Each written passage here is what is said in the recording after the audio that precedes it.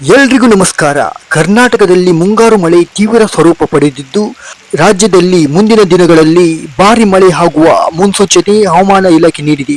ಹವಾಮಾನ ಇಲಾಖೆ ಪ್ರಕಾರ ರಾಜ್ಯದಲ್ಲಿ ವಿವಿಧ ಜಿಲ್ಲೆಗಳಲ್ಲಿ ಮಳೆ ಅಬ್ಬರ ಹೆಚ್ಚಾಗಿದ್ದು, ಹವಾಮಾನ ಇಲಾಖೆಯು ಮುನ್ನೆಚ್ಚರಿಕೆ ಕ್ರಮವನ್ನು ರೆಡ್ ಅಲರ್ಟ್ ಘೋಷಿಸಿದೆ.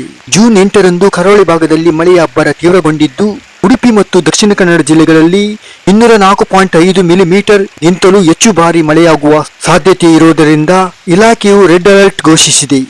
ಇದರೊಂದಿಗೆ ಉತ್ತರ ಕನ್ನಡ, ಶಿವಮೊಗ್ಗ, ಚಿಕ್ಕಮಗಳೂರು, ಕೊಡಗು, ಬೆಳಗಾವಿ, ಧಾರವಾಡ, ಹಾವೇರಿ ಮತ್ತು ರಾಯಚೂರು ಜಿಲ್ಲೆಗಳಲ್ಲಿ ರೆಡ್ ಅಲರ್ಟ್ ಘೋಷಿಸಿದೆ.